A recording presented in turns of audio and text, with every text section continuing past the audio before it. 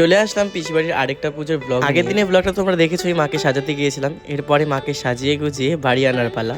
যেহেতু আমাবস্যার দিন পুজো ছিল, তাই বাড়ির পুজোর ব্লগ কিন্তু আগেই তোমাদের দেখানো হয়ে গেছে। এবার এই বাড়ির পুজোর ব্লগ তোমাদের সাথে শেয়ার করছি। দুপুর সব রেডি করে এবার চলে যাচ্ছে মায়ের ঘট ভরতে। আর যাওয়ার পথে যে মন্দিরগুলো পড়ে সেই মন্দিরে বরণ করেই কিন্তু জল ভরতে যাওয়া হয়।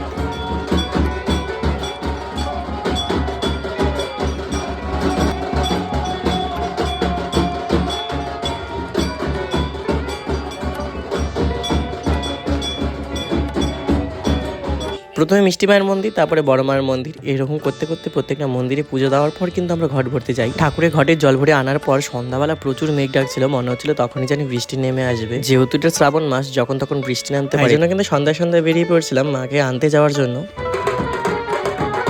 ভীষণ মজা হয় যখন মাকে আমরা আনতে যাই, মনে একটা আলাদাই অনুভূতি থাকে।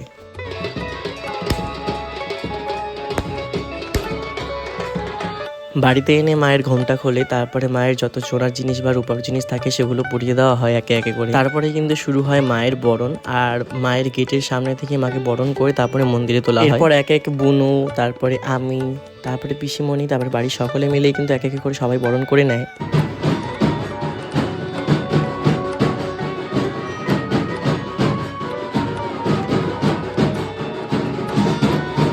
ব্রাহ্মণ পূজায় বসলে এদিকে আমরা শুরু করে দিই ধুনুচি নাচ।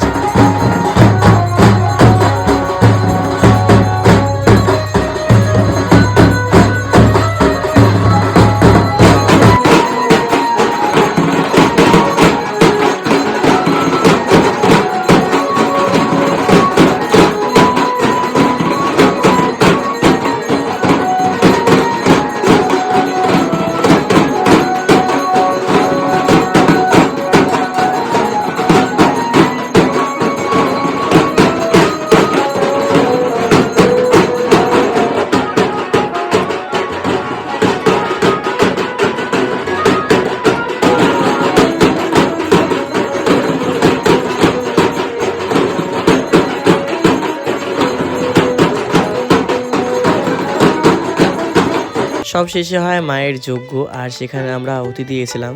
মায়ের যখন যজ্ঞ হচ্ছিল তখনকার প্রায় বাজে 12:30। এদিকে 1টার সময় মনে হয় আমাবস্যা শেষ হয়ে যাবে, তাই জন্য কিন্তু একটু তাড়াতাড়ি করেই পূজাটা সারা হয়েছে। এদিকে 108টা প্রদীপ জ্বলছে, আর এদিকে হচ্ছে মায়ের আরতি। সবশেষে কিন্তু মায়ের আরতিটাই হয়েছে। মায়ের কাছে প্রাণ ভরে আশীর্বাদ চাচ্ছিলাম, মা যেন সকলকে সুস্থ রাখে, সবাইকে যেন ভালো রাখে।